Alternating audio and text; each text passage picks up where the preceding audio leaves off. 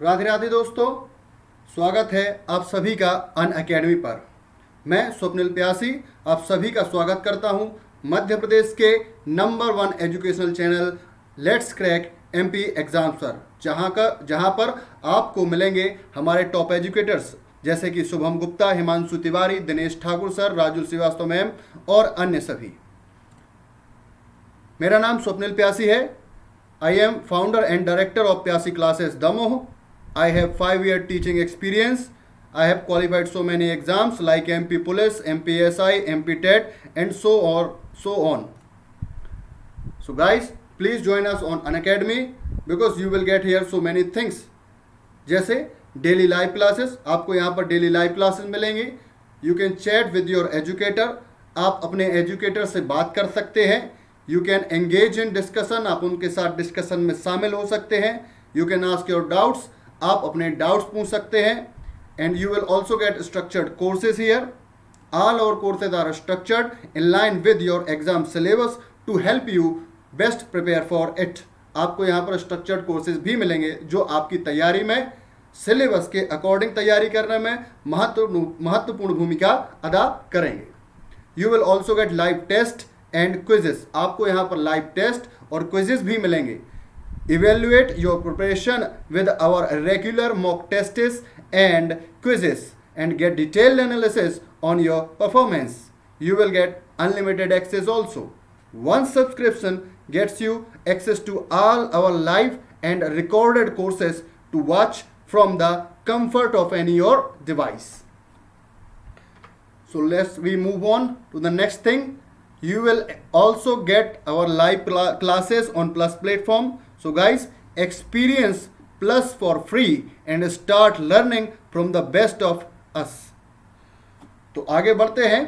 You will get so many top educators like Pawan Chaudhary, Roop Singh Yadav, Gaurav Sharma, Amit Shukla, Shubham Gupta and so on, जहाँ पर ये सभी लोग अपना अनुभव, अपना नॉलेज आप सभी के साथ शेयर करेंगे, जिससे आपकी तैयारी बेहतर तरीके से हो पाएगी।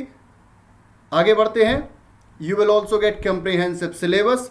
Geography 24 courses, history has 22 courses, Indian polity and governance has 19 courses, science and technology 17 courses, ethics, integrity and aptitude 12 courses, Indian economy 12 courses, 11 courses on current affairs, CSET 11 courses, 12 courses of practice and strategy.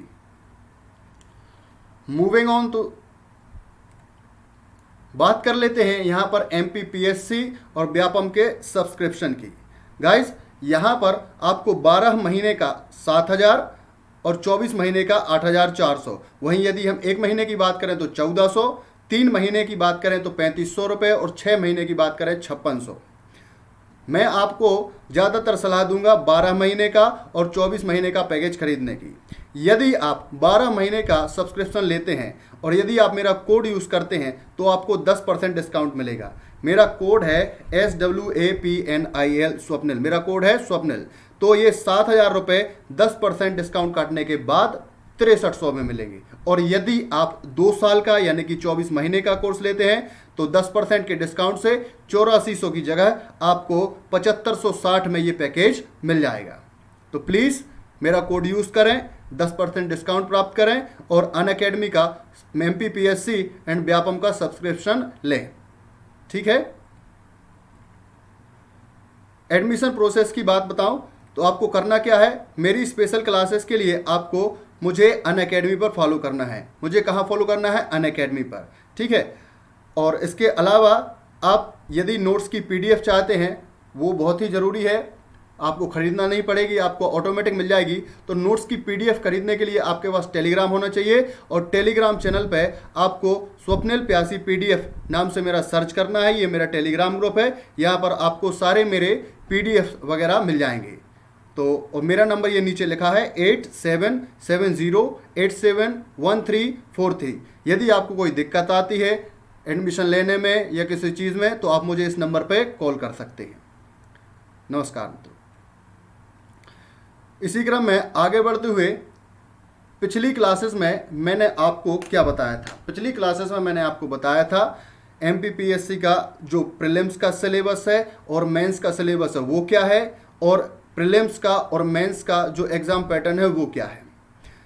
Exam pattern और exam syllabus समझने के बाद और समझाने के बाद मैं आपको आगे बढ़ाता हूँ, और मैं आपको ये बताना चाहता हूँ कि अनअकैडमी के इस प्लेटफॉर्म पर मैं आपको क्या पढ़ा रहा हूँ।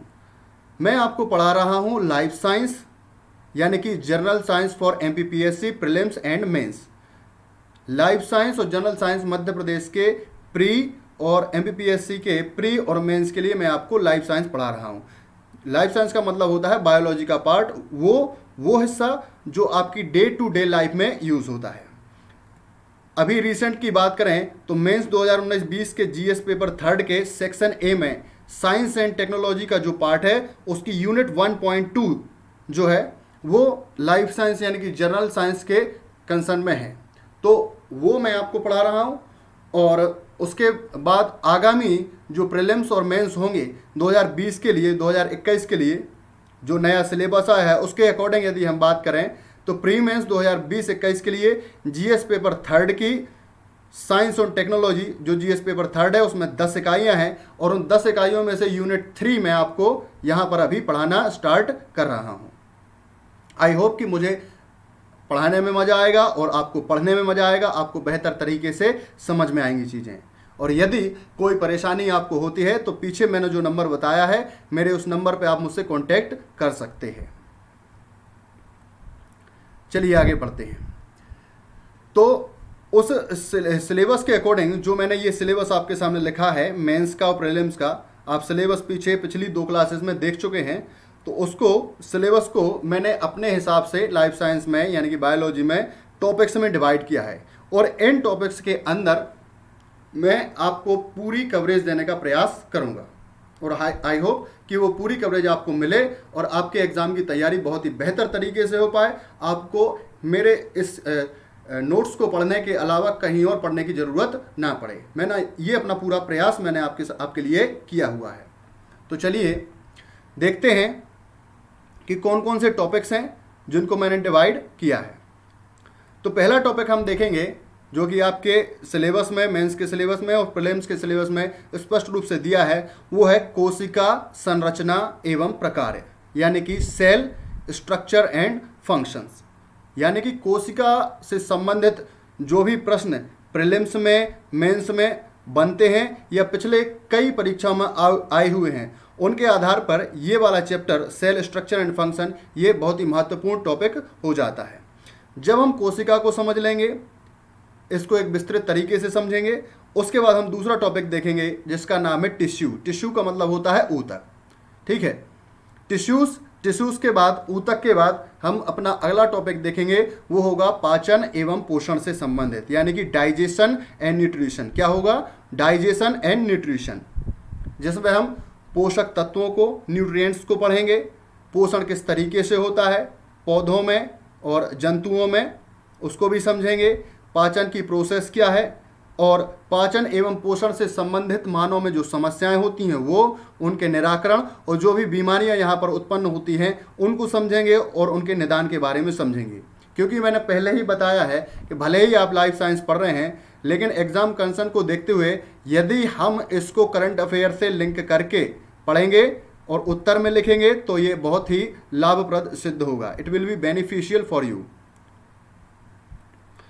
अगला पोर्शन जो हमारा रहेगा वो रहेगा उत्सर्जन का। अगला टॉपिक जो हमारा है वो क्या है? एक्सक्रिएशन का है, कि जो भोजन हमने ग्रहण किया है उसका पाचन हो गया है, शरीर को उससे ऊर्जा मिल गई है, उसके बाद खाना खाने के बाद या भोजन ग्रहण करने के बाद, ऊर्जा प्राप्त करने के बाद जो अपशिष्ट पदार्थ होते हैं उनको शरीर से बाहर निकालना जरूरी हो जाता है।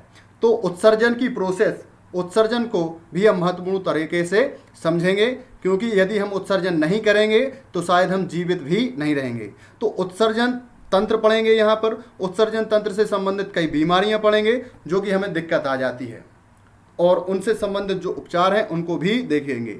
हमें करना क्या है कि हम कोई भी टॉपिक पढ़ेंगे और मानव शरीर से संबंधित वो होगा तो उसके साथ साथ ही हम उसकी जो बीमारियां हैं, जो रोग हैं, जो डिसीजेस हैं उनको पढ़ेंगे, और उनके संबंध में जो उनके निराकरण के उपाय हैं उनको भी साथ में हम समझेंगे। आगे बढ़ते हैं। अगला टॉपिक हम देखेंगे परिवहन। परिवहन का मतलब है ट्रांसपोर्टेशन। ट्रांसपोर्टेशन का मतलब है कि पदार्थों को शरीर के विभिन्न अंगों तक क्या करना है, पहुंचाना है। क्योंकि यदि हम मुंह से खा लेंगे और खाने के बाद शरीर के उन अंगों तक नहीं पहुंचाएंगे जहां तक ये पदार्थों का पहुंचना जरूरी है, इन पोषकों का पहुंचना जरूरी है, तो कोई मतलब नहीं है। तो इसके लिए हमें परिवहन समझना भी जरूरी है, ट्रांसपोर्टेशन समझना जरूरी है, और उससे संबंधित बीमारियां और न्यू डेवलपमेंट इस भाग में क्या हुआ है उसको भी हम देखेंगे। चलिए अगला टॉपिक और भी महत्वपूर्ण टॉपिक है, वो है रेस्पिरेशन का, यानी कि क्या का है, श्वसन का। मूल रूप से हमारा जो भोजन होता है वो होता है ऑक्सीजन। वो ऑक्सीजन परिवहन के माध्यम से हमारे दिमाग तक, हमारे शरीर के विभिन्न अंगों तक क्या होता है, पहुंचता है। और श्वसन के इस टॉपिक में हम श्वसन तंत्र को समझेंगे, श्वसन तंत्र से संबंधित जो बीमारियां हैं उनको समझेंगे, फिर वही चीज़ करंट में क्या नया आया है उसको समझेंगे एग्जाम पैटर्न के अकॉर्डिंग। अगला पोर्शन सबसे महत्वपूर्ण पोर्शन रहेगा, वो रहेगा रिप्रोडक्शन का, यानी कि जनन और प्रजनन का। यहाँ पर हम दो टाइप से जनन और प्रजनन पढ़ेंगे, जिसमें छोटा सा हिस्सा मैं आपको बता दूं। जनन और प्रजनन यानी कि रिप्रोडक्शन दो टाइप से होता है, जनन दो तरीके से होता है। एक होता है सेक्सुअल रिप्रोडक्शन और दूसरा होता है एसेक्सुअल रिप्रोडक्शन। सेक्सुअल रिप्रोडक्शन में हमें दो लोगों की, टू इंडिविजुअल्स की जरूरत पड़ेगी और वहां पे एक नई प्रजाति संतति के रूप में उत्पन्न होती है। जबकि हम एसेक्सुअल रिप्रोडक्शन यानी कि अलैंगिक जनन की जब हम बात करते हैं तो वहां पे हमें दो लोगों की जरूरत नहीं पड़ती है। जो उसकी जनक होता है उसी की कॉपी अगली प्रजाति होती है, कोई नई वेरिएशन उसमें नहीं आती। तो यहाँ पर हम क्लोनिंग की भी बात करेंगे।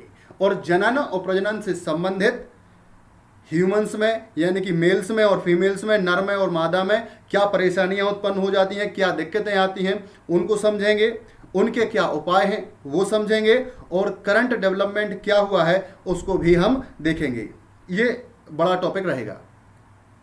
इसके बाद सबसे ज़्यादा महत्वपूर्ण टॉपिक आएगा जिसका नाम है नियंत्रण एवं समन्वय, कंट्रोल एंड कोऑर्डिनेशन, कि हमारे इंद्रियों पर, हमारी ग्रंथियों पर हमारा नियंत्रण रहे और उनमें सामंजस्य बिठाते हुए हम कार्य करते हैं। जैसे मैं आपको पढ़ा रहा हूँ तो हमारे पढ़ाने का कारण ही ये है कि हमारे शरीर में, और आप पढ़ रहे हैं तो आपका पढ़ना और मेरा पढ़ाना ये बिना नियंत्रण एवं समन्वय यानी कि कंट्रोल एंड कोऑर्डिनेशन के संभव नहीं हो पाएगा।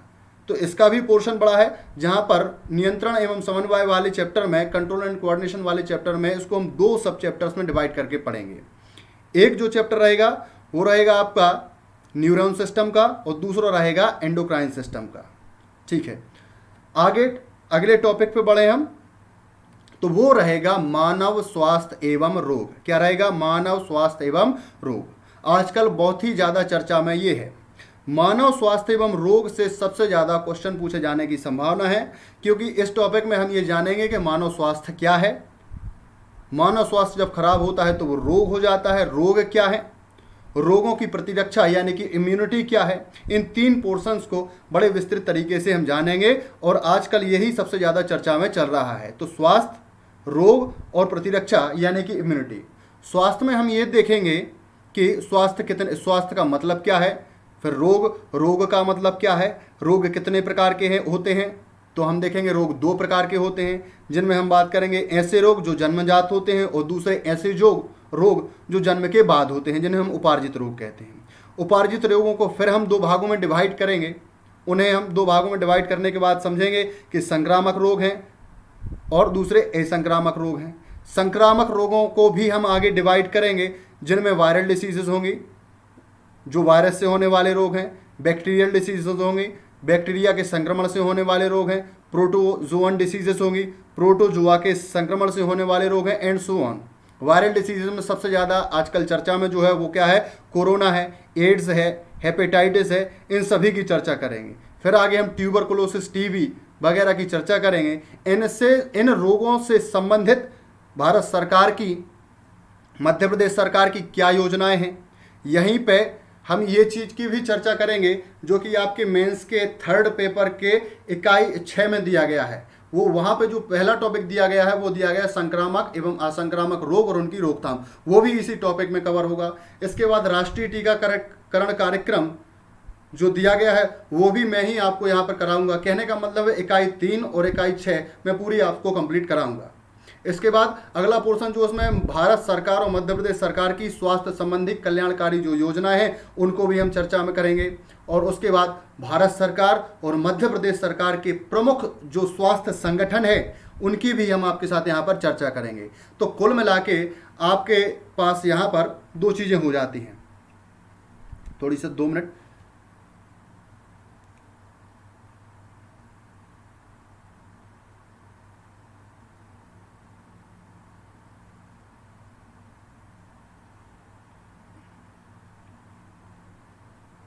सॉरी,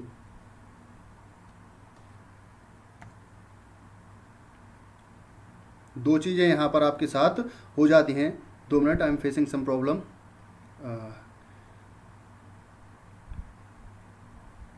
ये ठीक है। तो यहाँ पर मैं आपसे बता रहा था 2 चीज़ें हैं। मानव स्वास्थ्य एवं रोग के इस चैप्टर में मैं आपसे बात करूँगा, वो ये रहेगी कि मतलब यूनिट क्या हो रहा है, सॉरी, मतलब यहाँ पर मैं आपसे,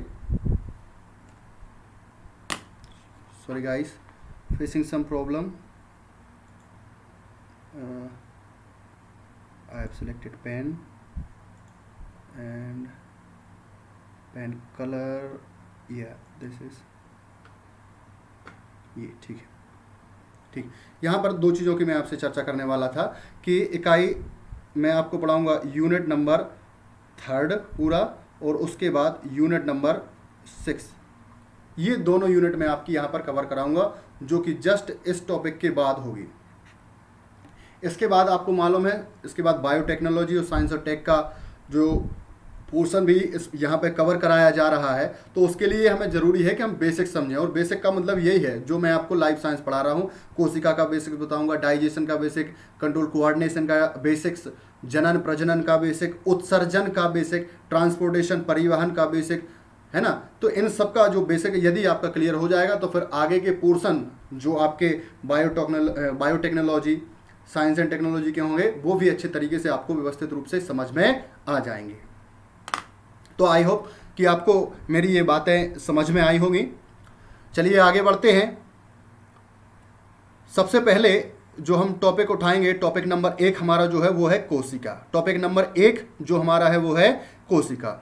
यहाँ पर इस टॉपिक में हमें 2 चीज़ें देखना है। कोशिका यानी कि सेल 2 पोर्शन में आएगी, जंतु यानी कि एनिमल सेल और दूसरी प्लांट सेल यानी कि पादप कोशिका। इन दोनों को हमें व्यवस्थित तरीके से समझना है। तो जंतु कोशिका और पादप कोशिका, कोशिका के इस चैप्टर में हम देखेंगे। कोशिका के इस चैप्टर में हम सबसे पहले देखेंगे कोशिका का कॉन्सेप्ट।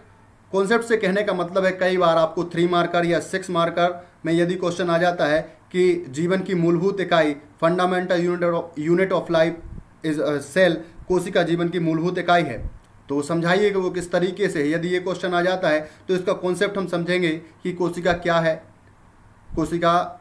इसके बाद अगला पोर्शन जो हम देखेंगे वो कोशिका की आकृति, आकार और संख्या यानी कि शेप, साइज एंड नंबर से संबंधित हम देखेंगे। इसके बाद जो अगला पोर्शन हमें देखना है वो देखना है कोशिका के लक्षण यानी कि कैरेक्टरिस्टिक्स। कोशिका के लक्षण क्या है, किस तरीके से कोशिका हमारे शरीर में हेल्प करती है, कार्य करती है। अगला पोर्शन हम ये देखेंगे कोशिका का सिद्धांत क्या है, सेल थ्योरी क्या है। कई बार प्रीलिम्स में और मेंस में इससे संबंधित क्वेश्चन पूछे जा चुके हैं, 3 मार्कर भी और 6 मार्कर भी। कोशिका सिद्धांत की खोज किसने की या उससे संबंधित जो महत्वपूर्ण व्यक्तित्व हैं उनकी भी कई बार क्वेश्चन पेपर में पूछे जा चुके हैं। मेरा ख्याल है आपको मेरी बातें समझ में आ रही होगी। चलिए आगे बढ़ते हैं। इसके बाद हम स्ट्रक्चर देखेंगे, कोशिका की संरचना है क्या है, यानी कि कोशिका के जो संरचनात्मक घटक हैं, कोशिका की संरचना किस तरीके से होती है उसको हम समझेंगे। उसके बाद हम देखेंगे कोशिकांग, सेल ऑर्गेनिजम्स देखेंगे, कोशिका में कौन कौन से अंग कहाँ पाए जाते हैं, उनके क्या कार्य हैं। ये दिख तो रहा है छोटा सा पोर्शन, यही सबसे बड़ा पोर्शन है कोशिकांग। उनके स्पेसिफिक कार्य भी हैं, उनको भी हमें समझना होगा। और इसके बाद अगला पोर्शन हम देखेंगे कोशिका का प्रकार, जो कोशिका को हम 2 प्रकार में बांटते हैं, एक यूकैरियोटिक कोशिका और दूसरी प्रोकैरियोटिक कोशिका। और उनको भी हम आगे 2 भागों में बांटेंगे, जो एनिमल और प्लांट सेल के फॉर्म में उसको हम समझेंगे। तो मैं आपको ये बता दूं कि कोशिका का चैप्टर कोई छोटा चैप्टर नहीं है, ये आपकी बायो का सबसे बड़ा और सबसे महत्वपूर्ण टॉपिक रहेगा, क्योंकि यही बायो का बेस है। क्योंकि जब हमारा बेस क्लियर नहीं होगा तो आगे की चीज़ें भी हमारी क्लियर नहीं होंगी। तो जब हम कोशिका को समझेंगे तब हम टिश्यू समझ पाएंगे, और जब हम टिश्यू को समझ पाएंगे तो शरीर के अंग समझेंगे, और जब शरीर के अंग समझ जाएंगे तभी हम पूरी बायो को अच्छे तरीके से समझ पाने में सक्षम होंगे। तो ये चैप्टर कोशिका का लगभग 6 से 7 या 8 लेक्चर्स में कंप्लीट हो पाएगा, और आराम आराम से हम समझेंगे। कोई आपको यदि दिक्कत हो तो आप मुझसे पूछ सकते हैं मेरे नंबर पे कॉल करके। चलिए तो आगे बढ़ें, शुरुआत करते हैं कोशिका के सबसे महत्वपूर्ण टॉपिक की, सेल स्ट्रक्चर एंड फंक्शन, कोशिका संरचना एवं प्रकार। दोस्तों, हम सभी जानते हैं कि हमारा शरीर जो है, हमारा या सजीवों का जो शरीर है वो बहुत सारे छोटे छोटे अंगों से मिलकर के बना होता है। हम जानते हैं कि हमारा शरीर जो है वो बहुत सारे छोटे छोटे अंगों से मिलकर के बना होता है, प्रत्येक सजीव का शरीर। यानी कि इंग्लिश में इसको पढ़ें तब the body of each living being is made up of small organs. हमारा शरीर कई सारे छोटे छोटे अंगों से, जैसे हमारे हाथ, पैर, मुंह, नाक, कान, इन सब को, इन सभी अंगों को जब हम असेंबल करते हैं तो हमारी क्या बनती है? बॉडी। इसके बाद अंग क्या है? अंग यानी कि ऑर्गेन, अंग यानी कि ऑर्गेन, ये काय से मिलकर बने होते हैं? अंग यानी कि जो ऑर्गन्स हैं ये कई सारे छोटे छोटे ऊतकों से मिलकर के बने होते हैं। ये काय से मिलकर बने होते हैं? कई सारे छोटे छोटे ऊतक से, मतलब organs made up of many tissues. हमारे जो ये अंग हैं ये भी कई सारी छोटी इकाइयों से मिलकर बने होते हैं।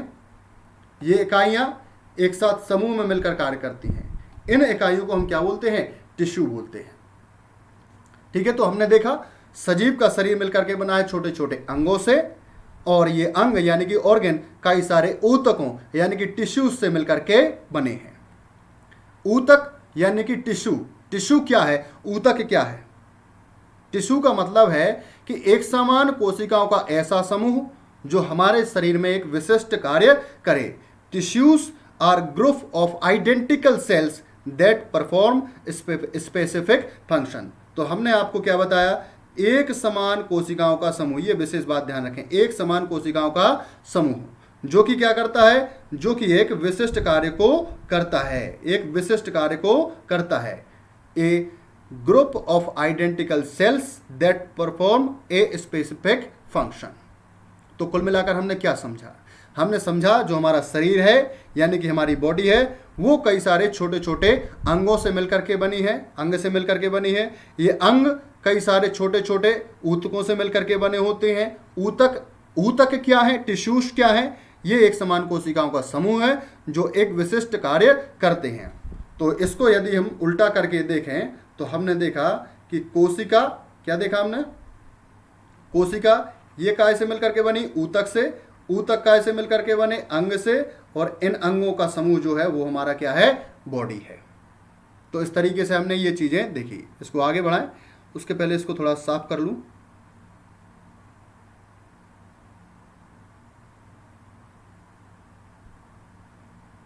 ठीक है, आगे बढ़ते हैं। तो हमने ये देखा, मतलब क्या निकला कि जिस तरीके से ईंटों को जोड़ जोड़ करके भवन का निर्माण किया जाता है उसी प्रकार से शरीर की विभिन्न कोशिकाएं एक दूसरे से जुड़ जाती हैं और जुड़ करके सजीव शरीर का निर्माण करती है। Hence the way the building is constructed by adding bricks, in the same way different cells connect to each other to form a living body। ये बात मेरे ख्याल से आपको समझ में आ गई होगी कि जब हम एक एक छोटी छोटी ईंट रखते हैं तो उससे दीवार बनती है, और ऐसी 4 दीवारों से मिलकर के हमारा क्या बन जाता है? भवन का निर्माण होता है। तो उसी तरीके से कोशिकाएं मिल करके टिश्यू का निर्माण कर देती हैं, टिश्यूज ये मिल करके अंग का निर्माण कर देते हैं, और ये अंग मिल करके हमारे काय का निर्माण कर देते हैं? बॉडी का। तो इस तरीके से हम ये समझ पाए कि समस्त जीवों, जंतुओं तथा पादप, चाहे किसी भी चीज़ की हम बात करें, जीवों की बात करें, जंतुओं की बात करें और पौधों की भी चर्चा करें, उनकी जो आधारभूत संरचनात्मक इकाई जो हुई वो क्या हो गई? वो क्या हो गई? कोशिका हो गई। कहने का मतलब क्या निकला? आधारभूत संरचनात्मक एवं क्रियात्मक इकाई। समस्त जीवों की, जंतुओं की और पादपों की। Therefore the cell is basic structural and function unit of all living organisms and plants. तो यदि आपसे कोई प्रश्न करे कि मानव जीवन की आधारभूत संरचनात्मक और क्रियात्मक इकाई कोशिका को कहा जाता है और ऐसा क्यों कहा जाता है, तो इसका उत्तर आप 3 मार्कर के तौर पे और 6 मार्कर के तौर पे भी लिख सकते हैं। ठीक है, आगे बढ़ते हैं। इसके बाद कोशिका की खोज से संबंधित जो महत्वपूर्ण तथ्य हैं उनकी हम यहाँ पर चर्चा करते हैं। डिस्कवरी ऑफ सेल की बात करेंगे, हम कोशिका की खोज की बात करेंगे। तो हम ये पता, क्योंकि कई एग्जाम्स में प्रीलिम्स के हिसाब से फैक्ट पूछ लिए जाते हैं कि कोशिका का पता सबसे पहले किसने लगाया। ठीक है, तो हम यहाँ पर बता देंगे कोशिका का पता सबसे पहले रॉबर्ट हुक ने लगाया। कोशिका का पता सबसे पहले किसने लगाया? रॉबर्ट हुक ने। सन 1665 में रॉबर्ट हुक ने कोशिका का सबसे पहले पता लगाया। The cell was first discovered by Robert Hooke in 1665। उन्होंने कोशिका को कार्क की पतली काट में अनगढ़ सूक्ष्मदर्शी की सहायता से देखा था। He saw the cell in a thin cut of cork with the help of microscope। यहाँ पर आपके सामने एक बात आई है, कार्क। तो कार्क क्या है? कार्क को हम समझेंगे कि कार्क एक प्रकार का पदार्थ है। कार्क क्या है? एक प्रकार का पदार्थ है जो कि हमें वृक्ष की छाल से प्राप्त होता है। कैसे प्राप्त होता है? वृक्ष की छाल से। तो cork is a substance obtained from the bark of a tree. ठीक है, आगे बढ़ते हैं। इसके बाद महत्वपूर्ण बात हमें यहाँ ध्यान रखना है कि वास्तव में हुक ने जो ये कोशिकाएं देखी थी, ये कोशिकाएं जीवित कोशिकाएं नहीं थीं। कैसी कोशिकाएं थी? तो ये कोशिकाएं मृत कोशिकाएं थीं। These cells were actually dead cells seen by Hooke. कहने का मतलब है हुक ने जो अभी ये कोशिकाएं देखी हैं सन 1665 में पहली बार खोजी हैं, तो इन्होंने जो ये कोशिकाओं की खोज की है वो जीवित कोशिकाओं की खोज नहीं थी। थोड़ी यहाँ पर हमें ध्यान रखना है। बात यह आ जाती है सजीवों की जो जीवित कोशिकाओं की खोज वो कब हो पाई? सजीवों की जीवित कोशिकाओं की खोज तब हो पाई जब संवर्धित सूक्ष्मदर्शी की खोज हुई। यानी कि living cells of living organisms could be seen only after the discovery of cultured microscope. संवर्धित सूक्ष्मदर्शी की खोज के बाद ही उन्हें देखा जा सका। और किन्होंने देखा? कोशिका को, यानी कि जीवित कोशिका को सबसे पहले संवर्धित सूक्ष्मदर्शी की सहायता से ल्यूवेनहॉक ने देखा। किसने देखा? ल्यूवेनहॉक ने। तो ल्यूवेनहॉक ने सबसे पहले तालाब के जल में स्वतंत्र रूप से जीवित कोशिकाओं का पता लगाया था। The first to detect living cells independently in pond water. तो ल्यूवेनहॉक वो पहले व्यक्ति थे जिन्होंने कोशिकाओं का जीवित रूप में सबसे पहले पता लगाया। तो यहाँ पर 2 बातें हमने ध्यान रखने की हैं। पहली बात क्या हो गई? पहली बात ये हो गई, यहाँ पर हमने पीछे जो देखी है कि कोशिका का सबसे पहले पता किसने लगाया? तो कोशिका का सबसे पहले पता रॉबर्ट हुक ने लगाया था, सन 1665 में लगाया। लेकिन ये बात ध्यान रखने की है, ये कोशिकाएं कैसी कोशिकाएं थीं? मृत कोशिकाएं। उसके बाद हमें ये ध्यान रखना है कि सजीवों की जीवित कोशिकाओं का जो पता लगाया है वो ल्यूवेनहॉक ने लगाया, सन 1674 में लगाया। तो दोनों ही चीज़ें अलग अलग हैं। यदि आपसे क्वेश्चन पूछा जाए ओवरऑल कोशिका की खोज सबसे पहले कब हुई, तो आप बताएंगे 1665। किसने की? रॉबर्ट हुक ने। लेकिन यदि पूछी जाए कि सजीव कोशिका की खोज सबसे पहले किसने की, तो ल्यूवेनहॉक ने सन 1674 में। आगे बढ़ते हैं।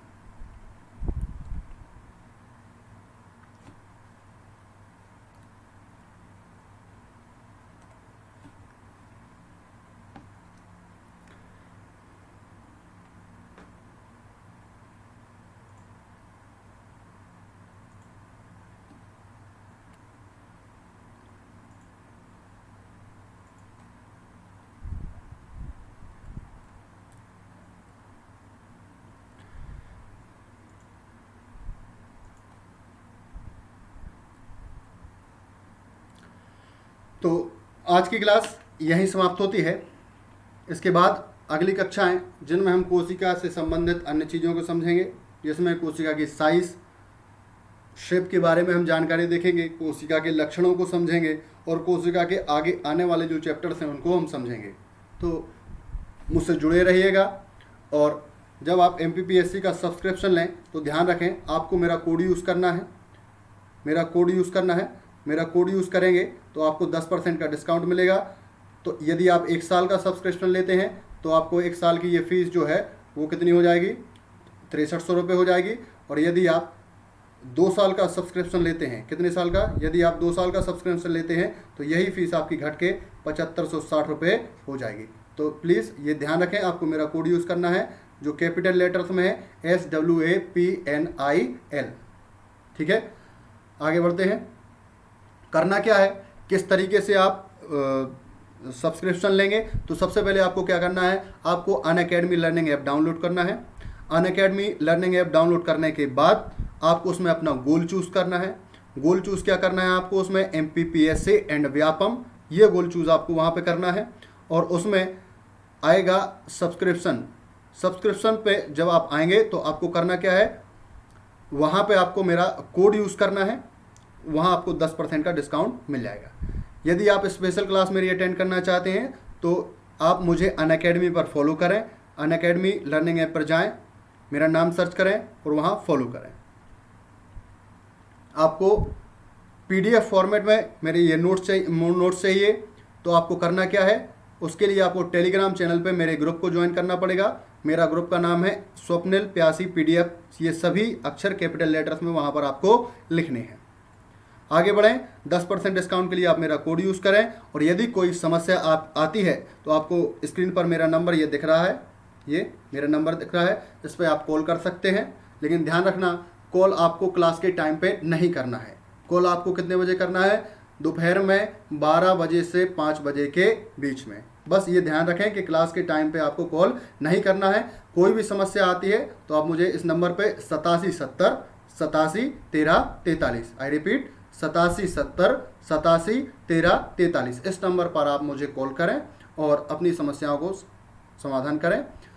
तो आज की क्लास यहीं समाप्त होती है। हमारे चैनल को सब्सक्राइब करें, join our telegram channel group for latest updates on our upcoming videos, hit the bell icon for notifications on YouTube. You can share, like and comment me, and you can also use my code SWAPNIL to get the 10% discount on your subscription. Radhe Radhe, good night.